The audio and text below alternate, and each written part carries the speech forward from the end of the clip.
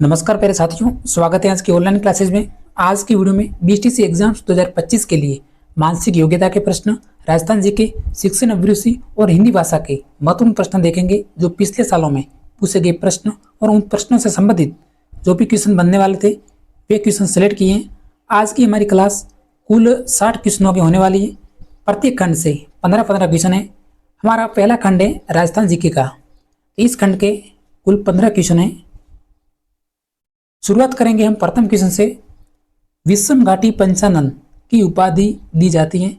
विषम घाटी पंचानन यह प्रश्न बीटीसी एग्जाम्स 2007, पीटीटी एग्जाम्स और रीट एग्जाम्स में पूछा गया प्रश्न है।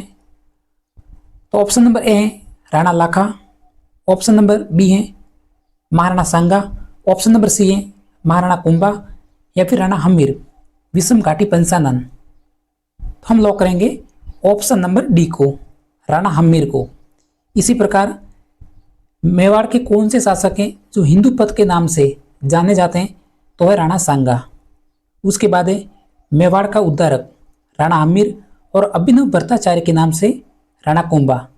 बीटीसी एग्जाम्स 2023 में प्रश्न पूछा था कि अभिनव भट्टाचार्य के नाम से मेवाड़ के कौन से शासक जाने जाते हैं? तो है राणा कुंभा। अब हम देखेंगे अगला क्वेश्चन। क्वेश्चन नंबर 2 है राजस्थान का राज्य वन्य पशु कौन सा है? राजस्थान का राज्य वन्य पशु घोड़ावन, ऊंट, सिंकारा या फिर मोर। प्रश्न को एक बार ध्यान से पढ़ना है, फिर आंसर बताने हैं। जल्दी से जल्दी खंड 1 के हम 15 क्वेश्चन देखेंगे। तो घोड़ावन है, ऊंट है, चिंकारा या फिर मोर राजस्थान का राज्य वन्य पशु। हम लॉक करेंगे ऑप्शन नंबर सी को, सिंकारा या फिर हिरण, जो कि राजस्थान का वन्य पशु है। अगर हमारा प्रश्न होता कि राजस्थान का राज्य पालतू पशु कौन सा है? तो वह ऊंट। Next question.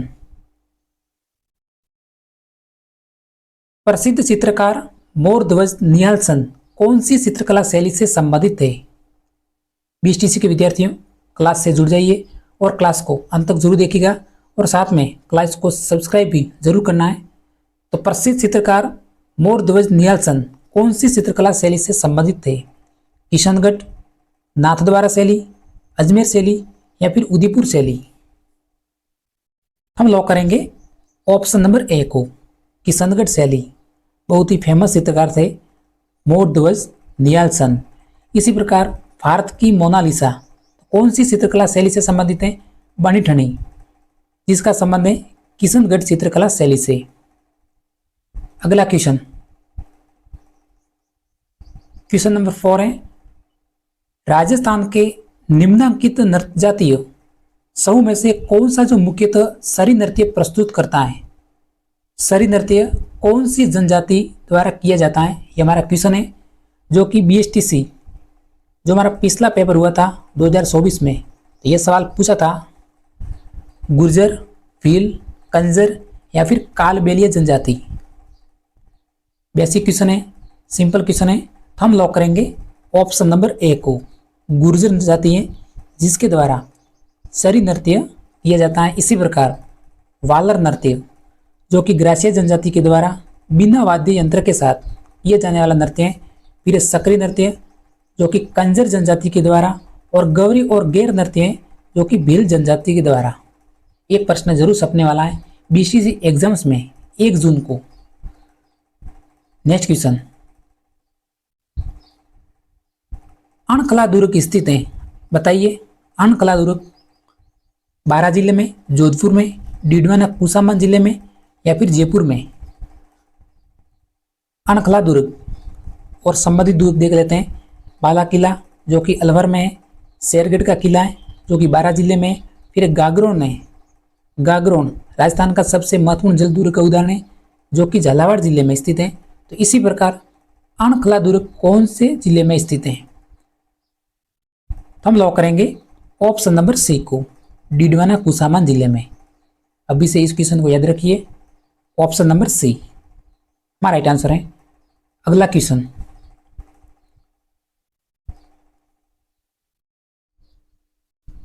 क्वेश्चन नंबर से मेजा बांध से निम्नलिखित में से किस नगर को पेयजल उपलब्ध करवाया जा रहा है? मेजाबाद जो कि कोठारी नदी पर बना हुआ है, तो कौन से जिले में स्थित है? ये हमारा क्वेश्चन है। उदयपुर में, भीलवाड़ा में, डूंगरपुर में या फिर राजसमंद में? बेसिक क्वेश्चन है। हम लॉक करेंगे ऑप्शन नंबर बी को, भीलवाड़ा जिले में। जेल परेड एग्जाम्स 2025 में पूछा था सवाल। इसी प्रकार मोरेल बांध दौसा और सवाई माधोपुर में, जवाई बांध है जो कि पाली और जालोर जिले में, फिर ये पांचना बांध है जो कि करौली जिले में। जो भी संबंधित क्वेश्चन है वे भी साथ में अलग से लिखा गया है। क्वेश्चन नंबर 7, कांठल क्षेत्र स्थित है। कांठल क्षेत्र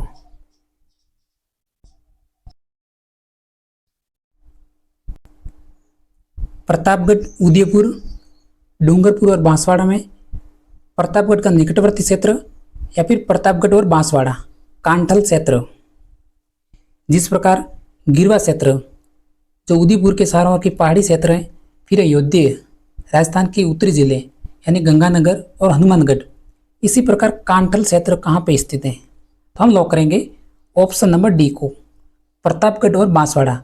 इन दो जिलों को बिल्कुल याद रखना है, प्रतापगढ़ और बांसवाड़ा हमारा राइट आंसर है। अगला क्वेश्चन,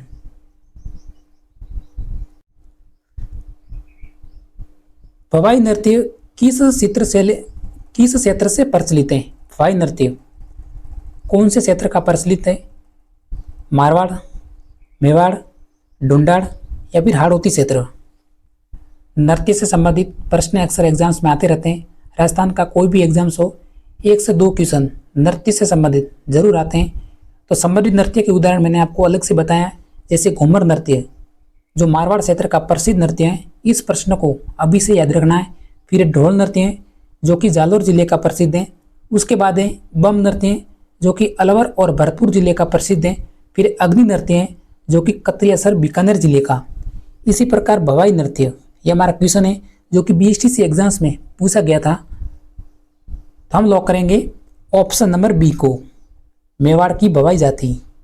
साथ में आपको प्रश्नों को काउंट करना है कि आपके कुल कितने क्वेश्चन सही हो रहे हैं। क्वेश्चन नंबर 9 है हमारा, पृथ्वीराज रासो किसके द्वारा लिखा गया? पृथ्वीराज रासो पिछले वर्ष पूछा गया प्रश्न है। पारमल के द्वारा, चंद्रबरदाई के द्वारा, नरपति नालक के द्वारा या फिर जोधराज के द्वारा? पृथ्वीराज रासो हम लॉक करेंगे ऑप्शन नंबर बी को, चंद्रबरदाई के द्वारा। इसी प्रकार पृथ्वीराज विजय, जयानक, वंश भास्कर, सूर्यमल मिश्रण और हरिकेली, विग्राज चतुर्थ और राजस्थानी शब्दकोश हैं जो कि सीताराम लालस। मुख्य इन 4 कृतियों को याद रखिए। और उसके बाद है पृथ्वीराज रासो जो कि चंद्रबरदाई के द्वारा। अगला क्वेश्चन, राजस्थान के किस लोक देवता को शेषनाग का अवतार माना गया है? शेषनाग का अवतार गोगा जी, तेजा जी, कल्ला जी या फिर रामदेव जी? बताइए राइट आंसर। हम लॉक करेंगे ऑप्शन नंबर सी को, कल्ला जी को। हमें गोगा जी ऑप्शन नहीं बनना है। कई विद्यार्थी जल्दबाजी में गोगा जी ऑप्शन भरते हैं, लेकिन राजस्थान में किस लोक देवता को शेषनाग का अवतार माना गया है? तो राइट आंसर है कल्ला जी। इसके बाद है केहर कल्याण, योगी, कमदज और 4 हाथों के देवता। ये भी जो उपाधियां हैं वह लोक देवता कल्ला जी को दी गई है। तो इसलिए 7 की जानकारी इंपॉर्टेंट भी है। नेक्स्ट क्वेश्चन, क्वेश्चन नंबर 11 थोड़ा सा मिसफीड हुआ है और उसके ऑप्शन है जो दोनों ऑप्शन सेम थे। तो डायरेक्ट 12 क्वेश्चन देखते हैं। मत्स्य संघ की राजधानी क्या थी? मत्स्य संघ की राजधानी मुख्यतः जो मत्स्य संघ था उसमें 4 रियासतें शामिल थी, अलवर, भरतपुर, करौली और धौलपुर। शायद आप ABCD से याद रख सकते हैं। A से अलवर, B से भरतपुर, C से करौली और D से धौलपुर। इसकी राजधानी क्या थी?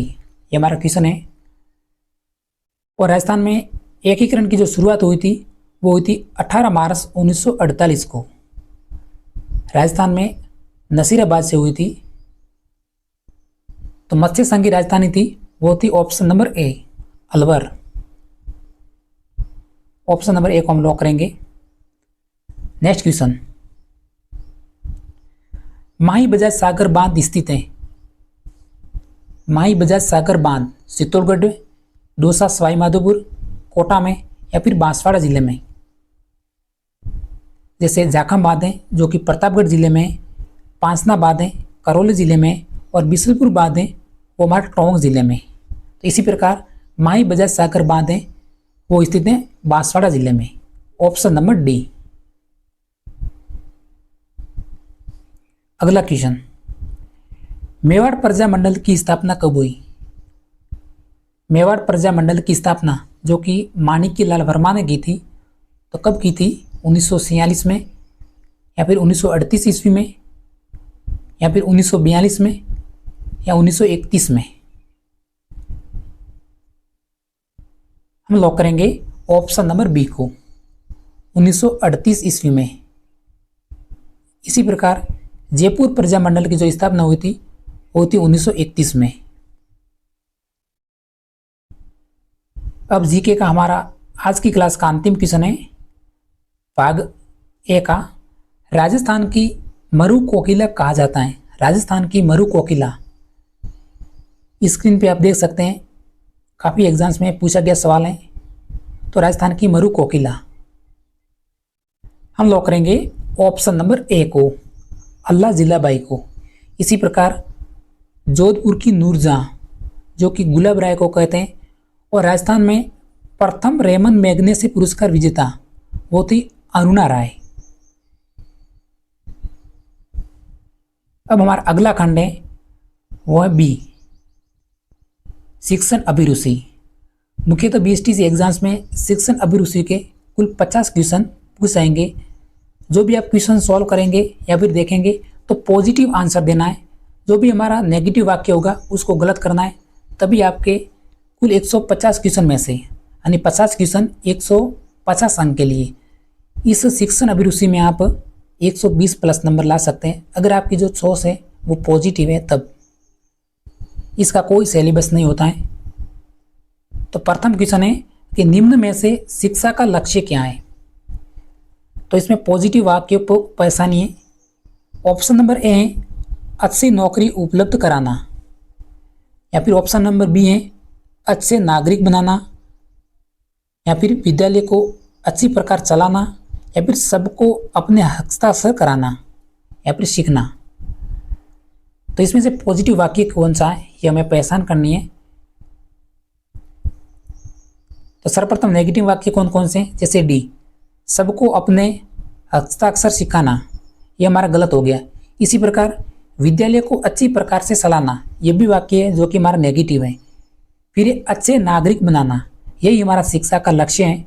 तो राइट आंसर है option number B. Basic question है, प्रश्नों को कम से कम 3 बार जरूर पढ़ना फिर आंसर बताना। आपका क्वेश्चन है गलत नहीं होगा। क्वेश्चन नंबर 2 है, आपके अनुसार बालकों के लिए अधिगम की कौन सी प्रक्रिया है जो कि सर्वोत्तम है? अधिगम, अधिगम का जो मतलब होता है वो होता है सीखना। तो आपके अनुसार सीखने की सबसे सर्वोत्तम प्रक्रिया कौन सी है? करके सीखना,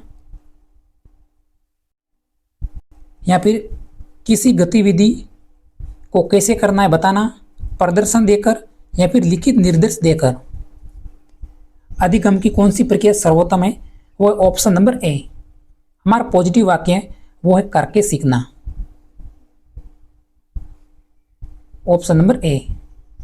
नेक्स्ट क्वेश्चन, बीटीसी के विद्यार्थियों क्लास को स्किप नहीं करें। निम्न में से एक अध्यापक होने के नाते आप किसे प्राथमिकता देंगे? अगर आप एक अध्यापक हैं तो सर्वप्रथम आप किसे प्राथमिकता देंगे? अभी आपको अध्यापक बनना है तो इस आंसर को पहचानिए, ऑप्शन को जानिए। अनुशासन, उदारता, ईमानदारी, या फिर समय की पाबंदी। शिक्षण अभिरुचि को बिल्कुल हल्के में नहीं लेना। हम लॉक करेंगे ऑप्शन नंबर ए को, अनुशासन। सबसे महत्वपूर्ण नियम है अनुशासन। तो एक अध्यापक होने के नाते आप किसे प्राथमिकता देंगे? तो देंगे अनुशासन को।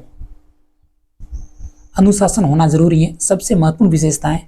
बाकी उदारता, ईमानदारी और समय की पाबंदी, तो समय की पाबंदी ये बिल्कुल हमारा रॉन्ग आंसर है।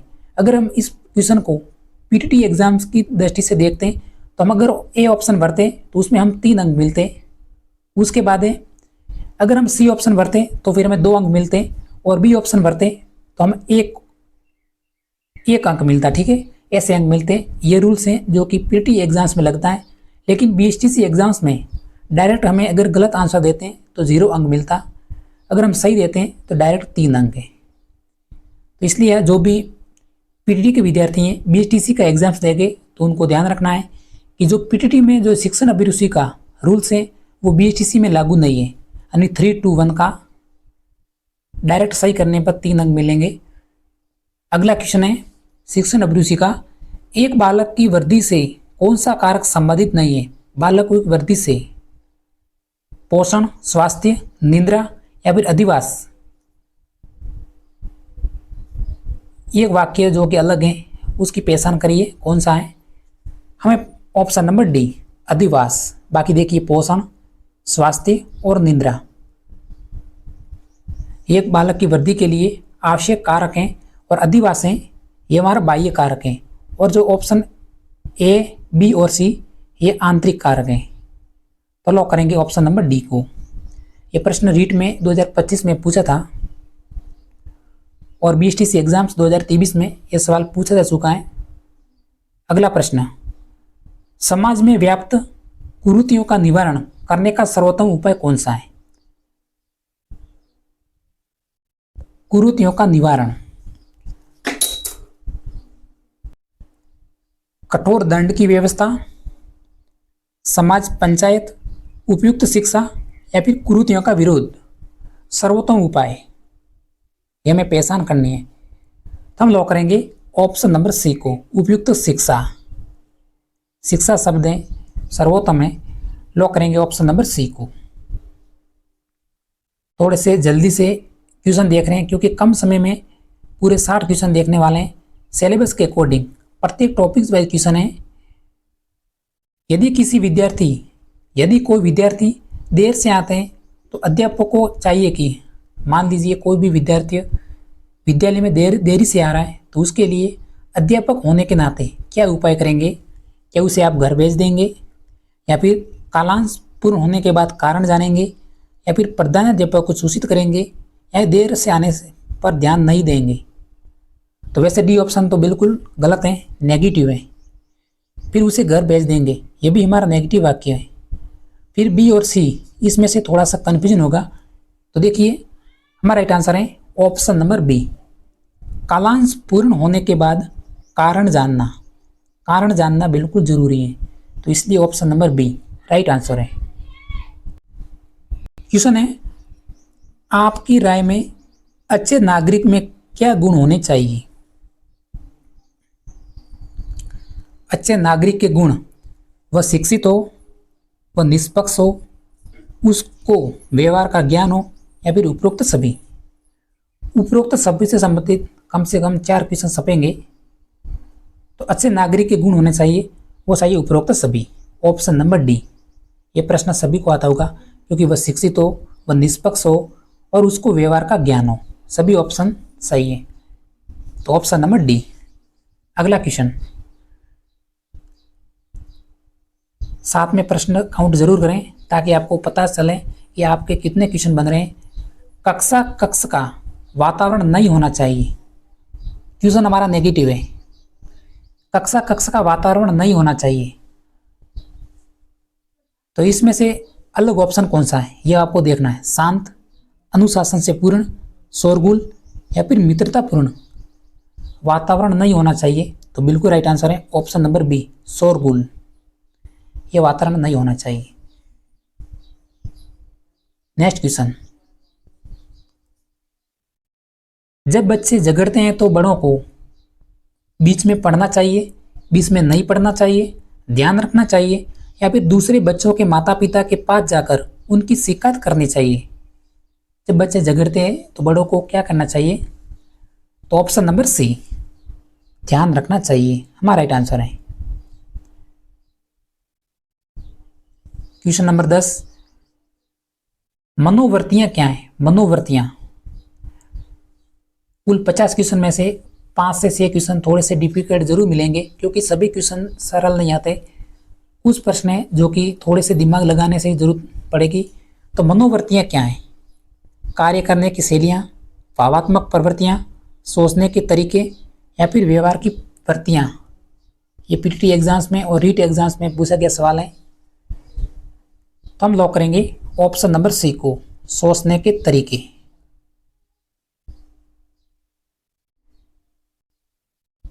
आप अध्यापक अध्यापिका क्यों बनना चाहते हैं? आप बीएसटीसी का एग्जाम्स दे रहे हैं क्योंकि आपका उद्देश्य है एक टीचर्स बनना। तो आप क्यों बनना चाहते हैं, यह प्रश्न है हमारा। क्या माता पिता अध्यापक अध्यापिका इसलिए, या फिर दूसरी और कोई नौकरी नहीं मिल सकती, या फिर विद्यार्थी को पढ़ाने में रुचि है, या फिर परिवार में अध्यापक अध्यापिका हैं?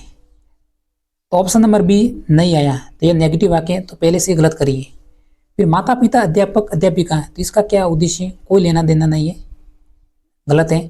फिर डी ऑप्शन भी गलत है, तो राइट आंसर है ऑप्शन नंबर सी, विद्यार्थियों को पढ़ाने में रुचि है। बिल्कुल पॉजिटिव वाक्य है हमारे क्वेश्चन के अनुसार, option number C correct answer है। नेक्स्ट क्वेश्चन, विद्यालय में पुस्तकालय स्थापित करने का क्या उद्देश्य है? विद्यालय में पुस्तकालय स्थापित करने का उद्देश्य छात्रों में शोध की आदत का विकास करना, छात्रों में स्व अध्ययन की आदत का विकास करना, विभिन्न विषयों का अध्ययन करना, या फिर पुस्तकों को एकत्रित करना। हम लॉक करेंगे ऑप्शन नंबर बी को, छात्रों में स्व अध्ययन की आदत का विकास करना हमारा राइट आंसर है। सही करने पर हमें मिलेंगे 3 अंक। और बीएसटीसी एग्जाम्स में कट ऑफ्स की बात करें तो 2024 में प्रथम अलॉटमेंट की लिस्ट की जो कट ऑफ रही थी वो रही थी 420 नंबर। तो 2025 में भी इसके आसपास रहेगी, क्योंकि फॉर्म की बात करें तो 7,51,000 फॉर्म भरे गए, और सीटों की बात करें तो वह 26,000, यानी 26,000 सेलेक्ट करने हैं विद्यार्थियों को 2025 में। क्वेश्चन नंबर 13, सामाजिक तत्वों के विकास का दूसरा महत्वपूर्ण यंत्र क्या है? सामाजिक तत्वों के विकास का दूसरा महत्वपूर्ण यंत्र, प्रथम नहीं है, दूसरा पूछा है। विद्यालय, पड़ोस, मित्र मंडली, या फिर उपरोक्त सभी। हम लॉक करेंगे ऑप्शन नंबर डी को, उपरोक्त सभी। उपरोक्त सभी से संबंधित कम से कम 4 क्वेश्चन छपेंगे। क्वेश्चन नंबर 14, छात्रों में नकारात्मक पुनर्बलन देना चाहिए हमेशा के लिए, कभी कभी, आवश्यकता अनुसार, या फिर कभी नहीं। नकारात्मक पुनर्बल देना चाहिए, जल्दी से आंसर बताइए। हम लॉक करेंगे ऑप्शन नंबर सी को, आवश्यकता अनुसार। खंड बी का अंतिम क्वेश्चन है, किसी छात्र की तबीयत खराब होने पर आपका कर्तव्य क्या है? एक छात्र है जो अपना साथी है, उसकी जो तबीयत है जो कि खराब है, तो उसके लिए आप क्या उपाय करेंगे? आप उनका मित्र हैं तो आप उसको प्राथमिक उपचार देंगे, या फिर उसको अस्पताल ले जाएंगे, उसके माता पिता को सूचित करेंगे, या फिर माता पिता के आने का इंतजार करेंगे? तो सर्वप्रथम क्या कदम उठाएंगे? तो ऑप्शन नंबर ए, प्राथमिक उपचार देना सर्वप्रथम कार्य आता है, प्राथमिक उपचार का। प्राथमिक उपचार करने के बाद हम उसे अस्पताल ले जाएंगे, फिर अस्पताल ले जाने के बाद उसके माता पिता को सूचित करेंगे। हमें अगर वो उसको प्राथमिक उपचार देना जरूरी है। फिर एक खंड सी जो कि हिंदी भाषा के क्वेश्चन है। प्रिय विद्यार्थियों, क्लास को स्किप नहीं करें, हिंदी भाषा के 15 क्वेश्चन देखेंगे। वैसे बीएसटीसी एग्जाम्स में हिंदी भाषा और संस्कृत भाषा दोनों भाषा के 30-30 प्रश्न आते हैं। इनमें से कोई भी एक भाषा सेलेक्ट करनी पड़ेगी, या तो हिंदी भाषा के 30 प्रश्न करना, या फिर संस्कृत भाषा के। दोनों भाषा में से कोई भी एक भाषा गए, तो इसलिए आप हिंदी भाषा को ही सुने। और अंग्रेजी भाषा के 20 क्वेश्चन कॉमन होते हैं। ये गलती कभी मत करना कि आप संस्कृत के 30 प्रश्न करके आ जाते हो, या फिर हिंदी के भी 30 और अंग्रेजी के भी 20। तो ऐसा विद्यार्थी में होता है बिल्कुल। तो विलोम शब्द युग्म सही नहीं है। सम्मुख विमुख, असीम निसीम, निष्काम सकाम, आदान प्रदान, रीजनिंग का खंड है जो कि हमारा अंतिम खंड है। जो भी विद्यार्थियों के जो प्रथम खंड में हिंदी की जगह संस्कृत सेलेक्ट किया है तो वो डायरेक्ट रीजनिंग के क्वेश्चन देख सकते हैं वीडियो को स्किप करके। अगर हिंदी आपके सेलेक्ट है तो हिंदी के प्रश्न जरूर देखें।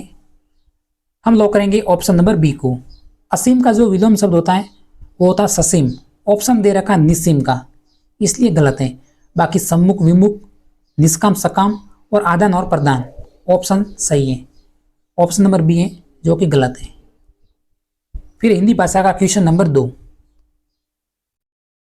निम्नलिखित में से तद्भव शब्द कौन सा है? बहुत कुछ सीखने को मिलेगा इस क्लास में आपको। तद्भव, तद्भव 2 क्वेश्चन छपेंगे तो तद्भव का आपको अर्थ मालूम होगा तो आप इस क्वेश्चन का आंसर कभी गलत नहीं करेंगे। तद्भव हिंदी भाषा का शब्द। बस 4 ऑप्शन है, इनमें से हिंदी भाषा का शब्द कौन सा है? पहचान करिए। ग्रीष्म, कृष्ण, ग्रह या फिर गांठ। तो बेसिकली हमारा राइट आंसर है ऑप्शन नंबर डी, गांठ एक हिंदी भाषा का शब्द है। बाकी ग्रीष्म, ग्रीष्म एक संस्कृत भाषा का है, हिंदी में इसे गर्मी बोलते हैं। और कृष्ण को संस्कृत में कृष्ण, हिंदी में कान्ह, और घर को हिंदी में घर बोलते हैं और संस्कृत में ग्रह। इसी प्रकार option number D. Next question, निम्न में से शक्ति का उपासक के लिए उपयुक्त शब्द कौन सा है? शक्ति का उपासक। बीएसटी से 2024 में पूछा गया प्रश्न।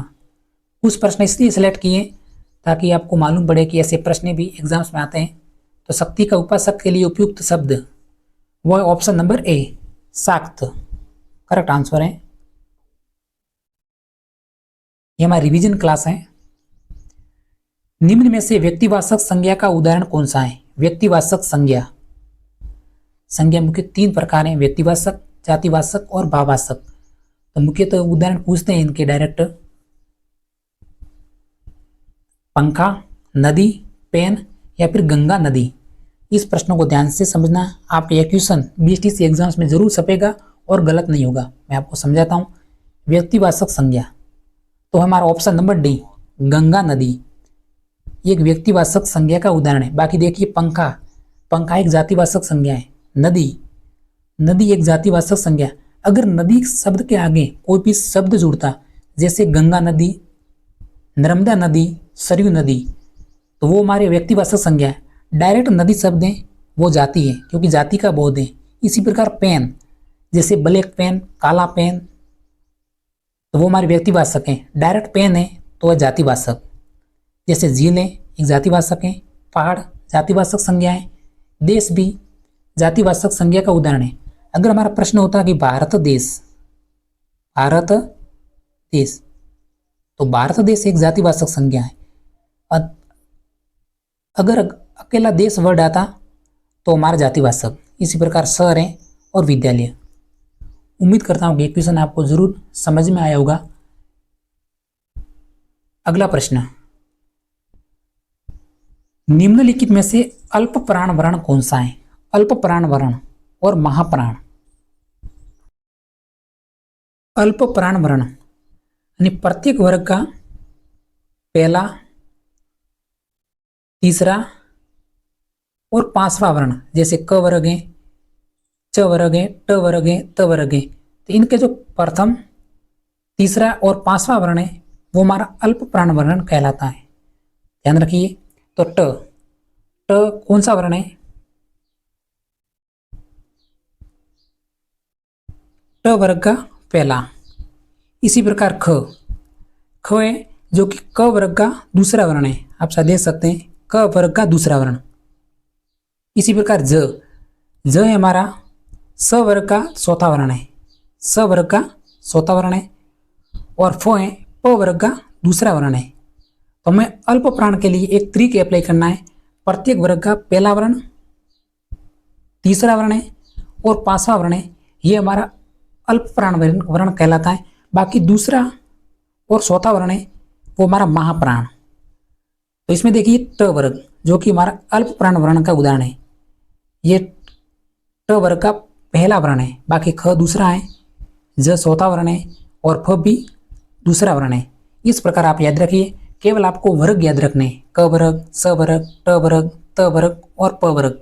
फिर अल्प प्राण के लिए 1, 3 और 5 इस तरीके को अप्लाई करना है, पहला वर्ण, तीसरा वर्ण और पांचवा वर्ण। उम्मीद करते हैं कि ये क्वेश्चन आपको समझ में आया होगा। अगर समझ में नहीं आया तो थोड़ी सी प्रैक्टिस करिए, क्योंकि प्रथम बार जरूर नहीं कि आसानी से समझ में आ जाए। अगला क्वेश्चन,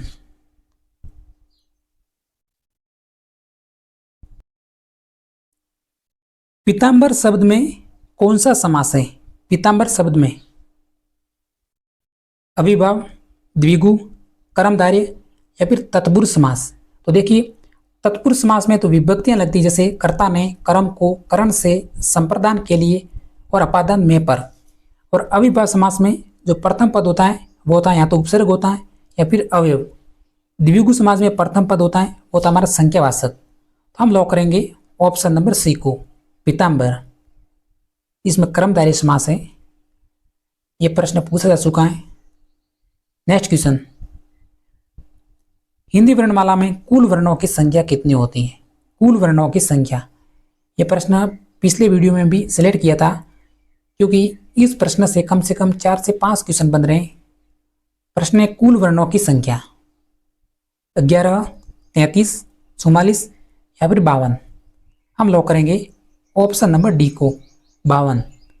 कुल वर्णों की संख्या 52 होती है। अगर हमारा प्रश्न होता कि हिंदी वर्णमाला में वर्णों की संख्या कितनी होती है तो 44।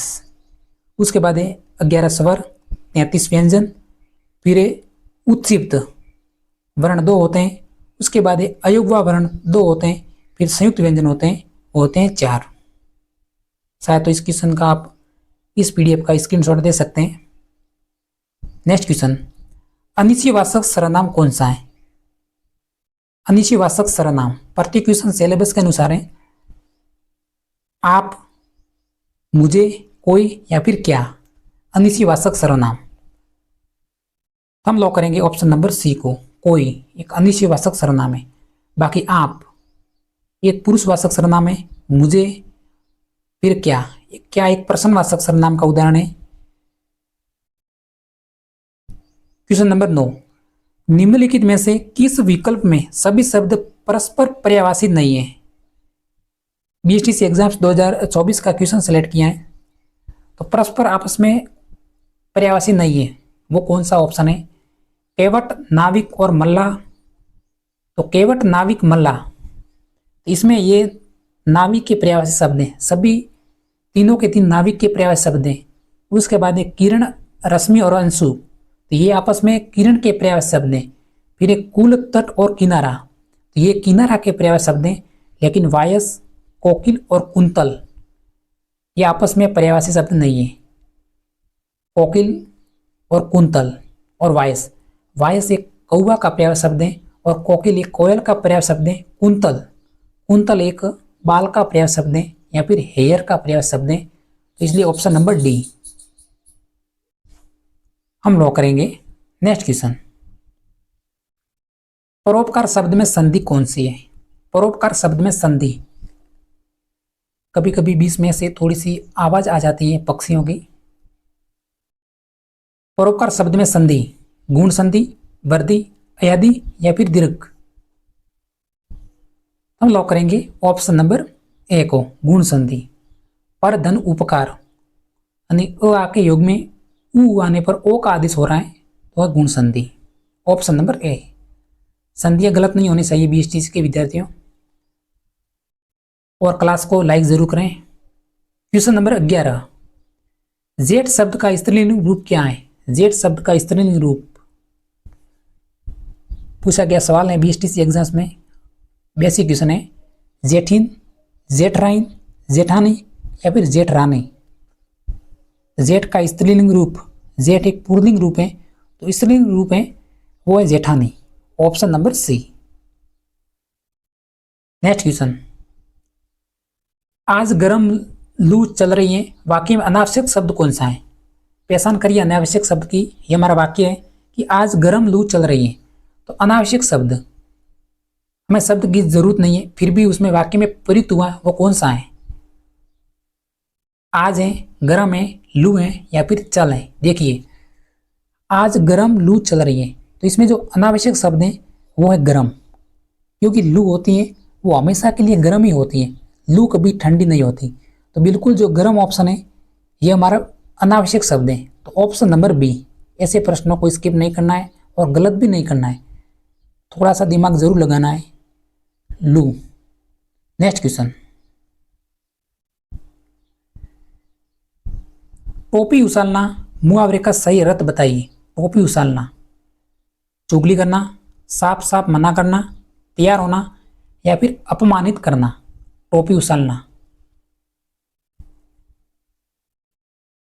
तो कमर कसना का जो अर्थ होता है मुहावरे का वो तैयार होना। टोपी उछालना मुहावरे का सही अर्थ है वो है अपमानित करना। बिल्कुल ऑप्शन नंबर डी। हमेशा अपमानित होने पर ही टोपी उछाली जाती है, यानी टोपी को फेंका जाता है। अगला प्रश्न, आज की क्लास का सबसे इंपॉर्टेंट क्वेश्चन, एक ऑप्शन जरूर छपने वाला है इस क्वेश्चन से संबंधित। आस्तिक का विलोम शब्द कौन सा है? आस्तिक का विलोम शब्द निराशा, नास्तिक, अमृत या फिर अनादर। हम लॉक करेंगे ऑप्शन नंबर बी को, जल्दी से ऑप्शन नंबर बी, नास्तिक। इसी प्रकार अंत का विलोम शब्द है वो आदि। बीटीसी एग्जाम्स 2012 में पूछा था प्रश्न। अक्सर मुहावरे से संबंधित और विलोम से संबंधित प्रश्न कम से कम 4 से 5 आ जाते हैं। 2024 में पर्यावरण शब्द से कुल 5 क्वेश्चन आ चुके थे और मुहावरे के 2 क्वेश्चन आए थे 2024 में। फिर प्रकाश का अंधकार, अज्ञ का विज्ञ और शुष्क का जो विलोम शब्द है वो हमारा आर्द्र। उम्मीद करते हैं कि सभी ऑप्शन आपको आते होंगे। अब है हिंदी का अंतिम क्वेश्चन, समास में किसका मेल होता है? समास ध्वनि का, वर्ण का, शब्द का या फिर वाक्य का। इस प्रश्न को गलत मत करिएगा और यह प्रश्न आपसे गलत हो सकता है। समास हम लोग करेंगे ऑप्शन नंबर सी को, शब्द का। अगर हमें समास की जगह संधि का पूछा जाता कि संधि में किसका मेल होता है, तो संधि में वर्णों का मेल होता है और समास में शब्दों का। 2 या 2 से अधिक शब्द मिलकर समास का निर्माण करते हैं और 2 या 2 से अधिक वर्ण मिलकर संधि का निर्माण करते हैं। प्रश्न आ सकता है, यह प्रश्न पीटीटी एग्जाम्स में आया था। अब देखेंगे हम रीजनिंग्स के क्वेश्चन। विद्यार्थियों इस पाठ को जरूर देखना। रीजनिंग्स मात्र 10 से 15 मिनट में रीजनिंग्स के क्वेश्चन जल्दी से देखेंगे। 15 क्वेश्चन ये। प्रश्नवाचक स्थान पर कौन सा शब्द आएगा? प्रश्नवाचक स्थान पर थोड़ी सी जल्दबाजी करेंगे क्योंकि विद्यार्थी वीडियो को स्किप जरूर करेंगे, अंत तक नहीं बने रहेंगे। जो भी विद्यार्थी अभी तक बने तो आपका सिलेक्शन जरूर होगा, क्योंकि आपकी तैयारी इस प्रश्नों के अनुसार ही चलेगी। प्रश्नवाचक स्थान पर उपयुक्त शब्द चाय और पत्ती। तो देखिए, चाय का संबंध पत्ती से, उसी प्रकार कॉफी का संबंध किससे है? जड़ से, फूल से, बीज से या फिर पौधे से। कॉफी किसकी बनती है? तो हम लॉक करेंगे ऑप्शन नंबर सी को, बीज से। ध्यान रखना, कॉफी हमेशा बीज से बनती है और चाय की बनती है हमेशा पत्तियों से। अगला क्वेश्चन, निम्नलिखित अंक श्रृंखला में प्रश्नवाचक चिन्ह पर कौन सा अंक होगा? तो ऐसी अगर आपको अंक श्रृंखला की सीरीज दे रखी हो तो उसमें गैप जरूर निकालना। 2 और 3 के मध्य, फिर 3 और 4 के मध्य, 4 और 6 के मध्य, 6 और 6 के मध्य, इस प्रकार से गैप जरूर निकालना। उसके बाद है फिर आप एक संख्या का छोड़कर अंतर निकालना। तो कौन सी श्रृंखला? जैसे देखिए 2 है, फिर एक अंक हमने स्किप किया, अगला अंक हमारा 4 है, फिर एक अंक स्किप किया, अगला अंक हमारा 6 है, फिर प्रश्नवाचक चिन्ह है। तो देखिए 2, 4, 6 और जो हमारा अगला अंक होगा वो होगा 8, क्योंकि एक सीरीज है। फिर 3, 6, 9 और 12, मात्र 30 सेकंड का क्वेश्चन है। हम लॉक करेंगे ऑप्शन नंबर बी को। बताइए ये क्वेश्चन आपको गलत नहीं होगा। नेक्स्ट क्वेश्चन, क्वेश्चन नंबर 3, दी गई आकृति में आयत को संख्या कितनी है? आयतों की संख्या। आपको ऐसा कैसा ऑप्शन देखने को मिलेगा, या फिर इस तो कुछ नहीं करना, आपको काउंट करना है 1, 2, 3, 4 और 5। फिर इस संख्या को आपस में गिनना है। तो आपस में गिनेंगे तो हमारा राइट आंसर होगा 15, ऑप्शन नंबर डी। इन संख्या को आपस में गिन लेना है, काउंट करके तुरंत ही आंसर दे देना है। अगर आप मान लीजिए वर्गों की संख्या पूछ जाती, डायग्राम आपको इस प्रकार देखने को मिलेगा और पूछेगा कि वर्गों की संख्या बताइए, तो आपको ट्रिक अप्लाई करना है, ऐसा डायग्राम जरूर छपेगा। मान लीजिए ये डायग्राम एग्जाम्स में आ चुका है, तो कुछ नहीं करना, 1 का स्कोर करना, 2 का स्कोर करना, फिर 3 का स्कोर करना। 1 का स्कोर 1, 2 का स्कोर 4 और 3 का स्कोर 9। फिर इन संख्याओं को आपस में काउंट करना, तो कुल वर्गों की संख्याएं वो हमारी 14 इस आकृति में, और इस आकृति में आयत की संख्याएं वो है 15। अगला प्रश्न, वर्षा मापी से हम वर्षा मापते हैं, इसी प्रकार सिस्मोग्राफ पैमाने से हम क्या मापते हैं। साइंस के विद्यार्थी ये प्रश्न गलत कभी मत करना। सिस्मोग्राफ तापक्रम, प्रवाह धारा, भूकंप या फिर आर्द्रता। सिस्मोग्राफ रीट 2022 में प्रश्न आ चुका है और 2025 में भी। हम लॉक करेंगे ऑप्शन नंबर सी को, भूकंप।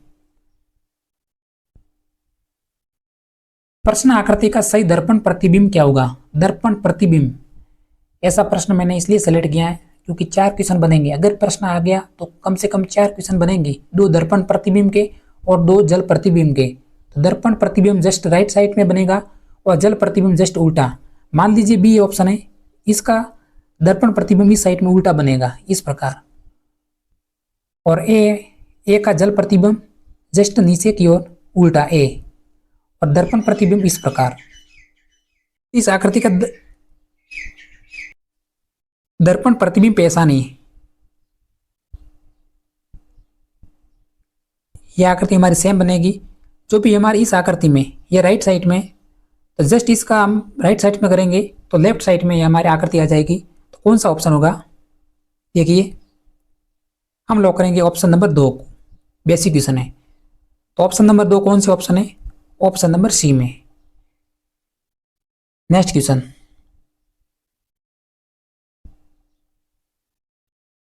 चार के विपरीत फलक पर कौन सी संख्या आएगी।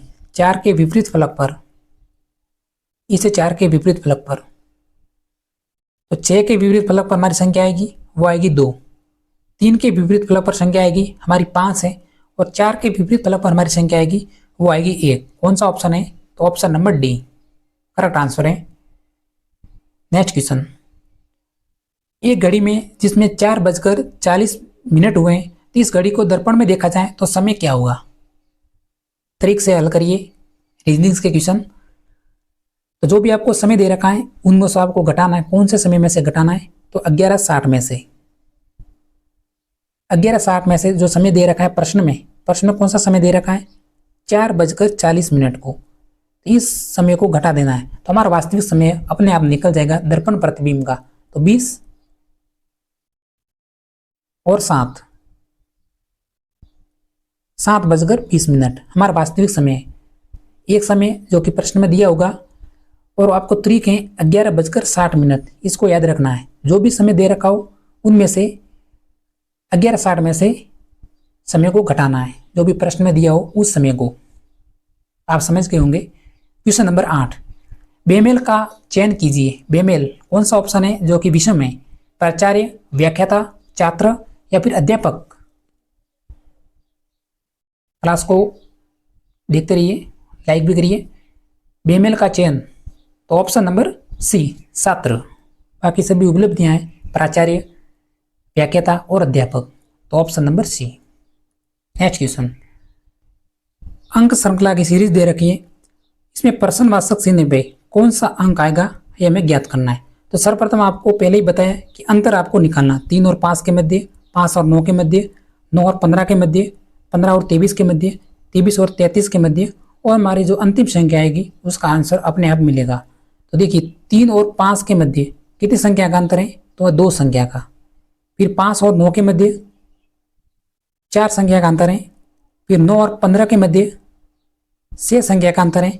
फिर 15 और 23 के मध्य 8 संख्या का अंतर है, और 23 और 33 के मध्य 10 संख्या का अंतर है। 33 और हमारी अगली संख्या होगी उसको हम पता करने वाले हैं। तो देखिए सीरीज बन रही है 2, 4, 6, 8, 10, और हमारी अगली संख्या होगी वो होगी 12। तो कुछ नहीं करना, 33 में हमें 12 ऐड करने, तो 5 और 4 45। कौन सा ऑप्शन है, option number B. Right answer है। बिल्कुल सीरीज आप जरूर देखना और उसमें अंतर निकालना। क्वेश्चन नंबर 10, रिक्त स्थान पर कौन सा अंक आएगा? रिक्त स्थान या फिर प्रश्नवाचक चिन्ह पे बेसिक क्वेश्चन है। यहाँ पे 8 और 72 है और 45 और प्रश्नवाचक चिन्ह। तो 8 और 72 के मध्य कौन सा संबंध है? जब हम 8 का पहाड़ा कितनी बार बोलेंगे तो 72 आएगा, 9 बार। इसी प्रकार 9 का पहाड़ा कितनी बार बोलेंगे तो 45 आएंगे, 5 बार। 9 इंटू 5 बराबर 45। तो ऑप्शन कौन सा है? Option number C. बिल्कुल आप बेसिक दोनों संख्याओं के मध्य अंतर निकालना। क्वेश्चन नंबर 11 जल प्रतिबिंब से संबंधित है। जैसे हमने ए का जल प्रतिबिंब निकाला था, जस्ट उल्टा इस प्रकार से बनेगा जल प्रतिबिंब। बी का जल प्रतिबिंब सेम बनेगा, क्योंकि बी को उल्टा करेंगे तो सेम आकृति बनेगी। तो दी गई आकृति का जल प्रतिबिंब, इसको उल्टा करिए, आंसर फिर बताइए। आकृति नंबर 2 बनेगी। इस आकृति को उल्टा करेंगे तो आकृति number 2, option number B correct answer है। नेक्स्ट क्वेश्चन, चित्र में लुप्त संख्या ज्ञात करिए। लुप्त संख्या 4, 6, 16, 4, 9, 16 और प्रश्नवाचक चिन्ह। ऐसी संख्या आने पर आपको स्क्वायर रूट और वर्ग रूट निकालना है। तो देखिए 2 का स्क्वायर करेंगे तो 4 आएगा, 3 का स्क्वायर कर रहे हैं तो 9 आ रहा है, फिर 4 का स्क्वायर कर रहे हैं तो 16 आ रहा है, 5 का स्क्वायर करेंगे तो हमारी संख्या आएगी, वो आएगी 25। 5 का स्क्वायर करना है, डायरेक्ट हमें 5 नहीं लिखना, 5 का स्क्वायर कर रहे हैं, क्योंकि देखिए इसमें 2 का स्क्वायर किया तब 4 आ रहे हैं, इसमें 3 का स्क्वायर किया तब 9 आ रहे हैं, इसमें 4 का स्क्वायर किया तब 16 आ रहे हैं। तो 5 का स्क्वायर करने पर हमारी संख्या आएगी, वो आएगी 25। तो ऑप्शन नंबर डी हमारा राइट आंसर है। नेक्स्ट क्वेश्चन, पक्षी, तोता, चतुर्मुर्ग को प्रदर्शित करने वाला वेन आरेख कौन सा है? थोड़ा सा वेन आरेख को सुधार करते हैं, इस प्रकार का है। तो पक्षी, तोता और चतुर्मुर्ग कौन सा वेन आरेख प्रदर्शित कर रहा है? तो ऑप्शन नंबर 3, क्योंकि देखिए पक्षी के अंतर्गत तोता और चतुर्मुर्ग एक पक्षी है और आपस में तोता और चतुर्मुर्ग के मध्य कोई संबंध नहीं है। तो दोनों ही इस बड़े गोले के अंदर आएंगे। ये हमारा जो बड़ा गोला है ये पक्षियों का है, पक्षियों के अंतर्गत तोता है, तोते के अंतर्गत चतुर्मुर्ग है। तो इस प्रकार का ऑप्शन नंबर 3। क्वेश्चन नंबर 14, कलम का लिखने से वही संबंध है जो क्रिकेट का है। कलम से हम लिखते हैं तो क्रिकेट का संबंध किससे है? मैदान से, खिलाड़ी से, खेलने से या फिर हॉकी से? क्रिकेट का संबंध कलम से लिखते हैं तो क्रिकेट से हम क्या करते हैं? क्रिकेट एक खेलते हैं। तो ऑप्शन नंबर सी, हमें खिलाड़ी ऑप्शन नहीं बनना है, ऑप्शन नंबर सी खेलने से। 20 से 2023 में आया था क्वेश्चन। नेक्स्ट क्वेश्चन, आज का हमारा अंतिम क्वेश्चन है, प्रश्नवाचक चिन्ह पर कौन सी संख्या आएगी? प्रश्नवाचक चिन्ह पे डायग्राम दे रखा है, तो आपको इसको रूट करना है, फिर क्यूब में आंसर निकालना है। तो 8, जब हम 2 का स्क्वायर कर रहे हैं तो 4 आ रहा है, 3 का स्क्वायर कर रहे हैं तो 9 आ रहा है, लेकिन 2 का क्यूब कर रहे हैं तो हमारी संख्या 2 इंटू 2 इंटू 2, हमारी संख्या आ रही है 8। इसी प्रकार 3 का स्क्वायर कर रहे हैं 9 और 3 का क्यूब कर रहे हैं तो हमारी संख्या आ रही है 27। ऑप्शन में दे रखा है 64। तो 4 का क्यूब करिए, 4 का क्यूब, 4 का 3 बार गुणा करेंगे, 4 इंटू 4 इंटू 4, तो हमारी संख्या आ रही है 66। इसी प्रकार 2, 4 और 6 का क्यूब करने पर हमारी संख्या आएगी, वो आएगी 216। 2, 4, 6 और 8, प्रश्नवाचक चिन्ह पे जो हमारी संख्या आएगी वो आएगी 8, और 8 का क्यूब करना है। 8 का क्यूब करने पर हमारी संख्या कौन सी आएगी? 8 का 3 बार गुणा करेंगे तब हमारी संख्या आएगी 512। ऑप्शन नंबर बी को हम लॉक करेंगे, हमारा राइट आंसर है। तो आज की क्लास में इतना ही। अगर हमारी जानकारी पसंद आई हो और हमारी क्लास अच्छी लगी हो तो एक सब्सक्राइब जरूर करना। इसी तरह मिलते हैं नेक्स्ट सेशन में। जय हिंद।